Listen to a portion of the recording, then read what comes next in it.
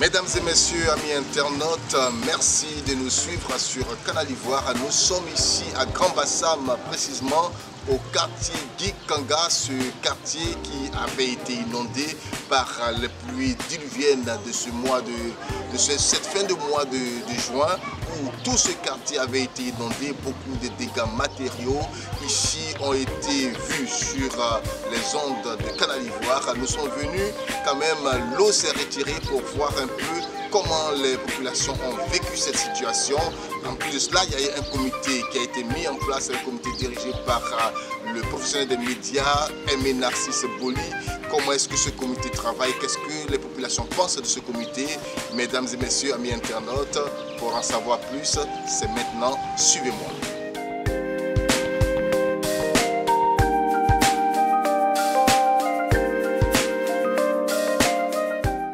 Ça fait 8 ans, 10 ans que nous sommes dans le quartier. Souvent, il y a des choses qui se passent à Bassam, des pluies, mais le quartier n'a jamais été inondé.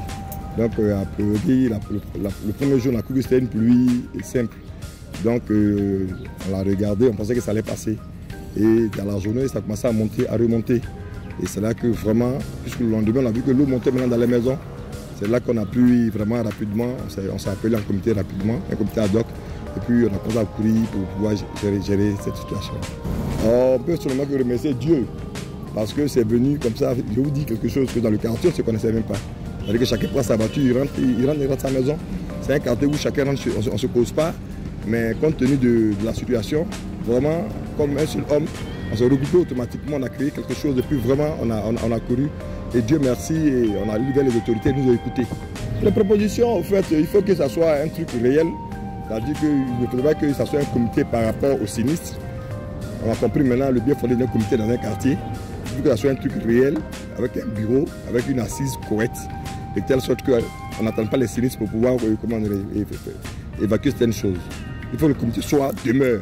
Voilà, ça c'est ma proposition. Il faut que le comité demeure, il faut qu'elle soit dans le quartier, une chose du quartier, c'est-à-dire un instrument du quartier.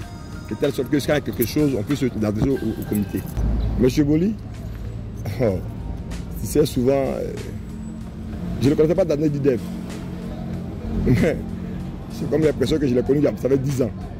Parce que comme un seul homme, dès l'instant qu'on l'a appelé, on l'a mis au devant des choses, vraiment, il a pris à bord le corps.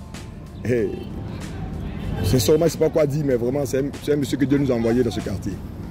Nous habitons Bassam depuis 4 ans, à la rue, le boulevard, on va dire maintenant le boulevard Gikanga. Alors, beaucoup a été inondé, plus que nous encore, nous sommes un peu à hauteur. Bon, nous avons eu le jardin inondé, puis l'entrée. Notre couloir, on ne pouvait pas, nous sommes restés 3 jours enfermés chez nous. Le couloir, là, il y avait plein d'eau jusque de l'autre côté chez le voisin. On ne pouvait pas sortir de chez nous, nous sommes restés 3 jours enfermés. Bon, mais par la grâce de Dieu, l'eau est partie doucement. Heureusement que mes filles étaient là, elles sont venues pour le week-end et elles nous ont aidés à évacuer l'eau de la terrasse et tout. Tout est rentré dans l'ordre. Donc, on essaye de lutter pour les autres qui sont encore dans l'eau. Et moi, ici, je tiens à féliciter notre président Boli qui est disponible et qui fait le tour des maisons jusqu'à 4 h du matin et tout ça. Bon, tout ce que je demande, c'est que les riverains soient solidaires. Qu'on soit solidaires pour mener cette bonne action. Et quand nous avons de la lumière quelque part, il faut profiter de cette lumière et que d'aller dans l'obscurité, trouver des méchancetés, dire que pourquoi c'est ce comité, pourquoi ceci. C'est les premiers qui se sont engagés à nous sauver. Donc il faut leur rendre hommage, il faut être à leur côté pour aller de l'avant, pour qu'on sache qu'est-ce qu'il faut faire. Parce que s'ils n'avaient pas tapé fort, le maire ne serait pas venu nous aider, les autorités, le Premier ministre n'aurait pas envoyé une délégation venir voir ce qui se passe. Et ils ont vu, ils ont porté des bottes pour traverser un quartier. Pour moi, c'est un bilan positif. Hein. Il faut que ceux qui veulent travailler avec lui se joignent à lui pour continuer le travail. Comme bon, ils ont trouvé des personnes pour que ils ont dénommé les rues là. C'est une très bonne chose. Maintenant, ceux-là, il faut qu'ils se donnent sincèrement. Il faut qu'ils travaillent sincèrement pour qu'on aille de l'avant. c'était vraiment terrible. Un vendredi matin, on a travaillé, nous sommes rentrés le samedi matin. Mon téléphone a sonné, je me suis réveillée dans l'eau avec mes enfants dans la maison. Ça a été vraiment terrible. On a perdu tout. Et Dieu merci, on a eu un président au quartier, on a créé un comité, M. Boli Nassis. C'est le président du comité, vraiment un monsieur très efficace. Avec l'aide des parents au quartier, des frères et sœurs, avec la mairie de Grand Bassam. Vraiment, ils ont fait un travail vraiment formidable. Aujourd'hui, l'eau est passée. C'est vrai qu'on a perdu tout. Dieu merci, on vit, on a la santé. Monsieur Nassis Boli, jusqu'à aujourd'hui, continue de travailler. Vraiment, je lui dis merci. Et à la mairie de Grand Bassam, précisément le maire Jean-Louis Moulou. Vraiment merci pour tout. La semaine passée, on a eu la visite du maire ici. Par rapport au goudron, on veut des caniveaux. Parce que sans les caniveaux, c'est pas facile. On veut des caniveaux, on veut que Grand Bassam, surtout notre quartier Guy Kanga, soit un quartier propre, qu'on puisse vivre en paix et en bonne santé ici. Parce qu'il y a eu inondation dans des cours, dans les maisons, même dans des chambres à coucher.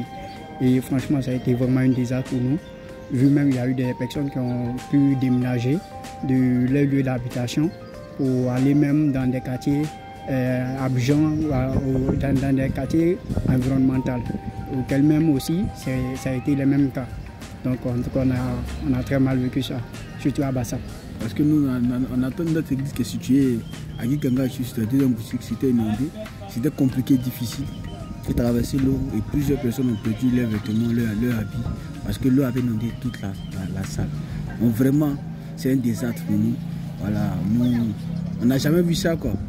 Voilà. Par contre, moi, vraiment, ce comité-là, je ne les vois pas travailler. Sérieusement dit, peut-être qu'ils viennent, mais du coup, nous, on sort, on va au boulot. Voilà, sinon, au début, quand l'eau a inondé les trucs, on avait une communauté de personnes qui étaient là pour pouvoir aider des gens à sortir. À part ça, je n'ai pas encore vu d'autres. On a vu la société, disons l'organisation, dès les premiers pas qui sont sortis massivement pour pouvoir aider. Mais après cela, on a vu qu'ils se sont rentrés dans les casernes.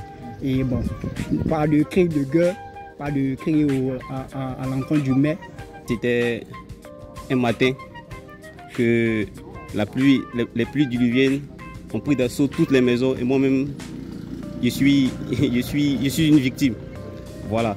Donc c'était difficile. Même la rue que vous voyez ici, c'est une pirogue qu'on a fait venir pour pouvoir partir chez nous à la maison. Vraiment, c'était une situation assez désastreuse et nous espérons que cela ne va plus arriver. J'ai trouvé ce comité très prompt parce que tout de suite, le comité s'est mis en place avec à sa tête monsieur Boli, voilà, qui a fait de son mieux pour que cette situation puisse se régler vraiment dans les plus brefs délais. Je veux dans un premier temps que ce comité dure pendant longtemps parce que je pense que c'est un comité qui travaille nuit et jour pour le bien-être de cette localité. Donc moi ce que j'espère ou bien ce que je veux, c'est que le comité multiplie ses actions en faveur des gens de ce quartier. C'est mon souhait.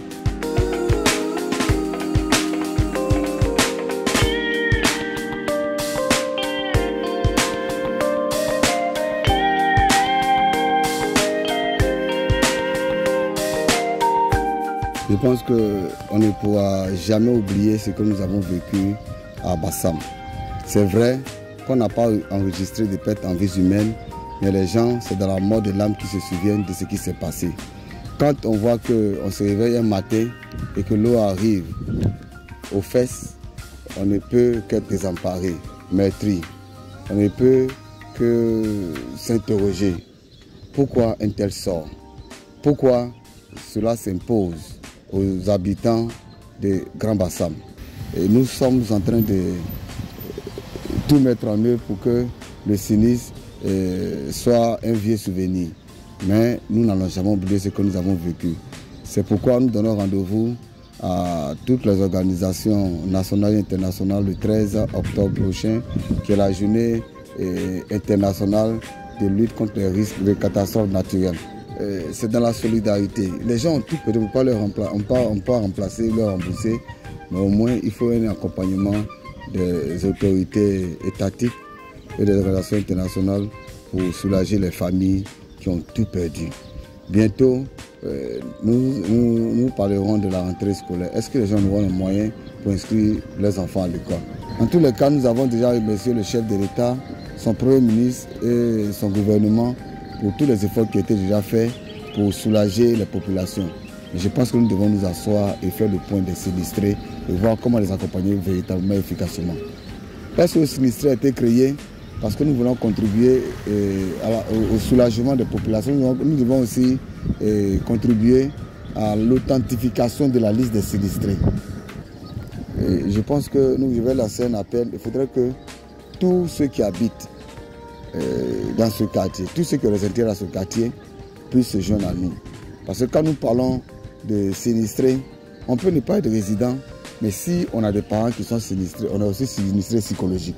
Si on a un magasin, on a un restaurant qui n'est pas fréquenté par la clientèle, on est sinistré. Donc tous ceux qui ont les intérêts, tous ceux qui ont des proches, ils doivent se joindre à nous pour que notre voix puisse porter, pour que le message soit entendu.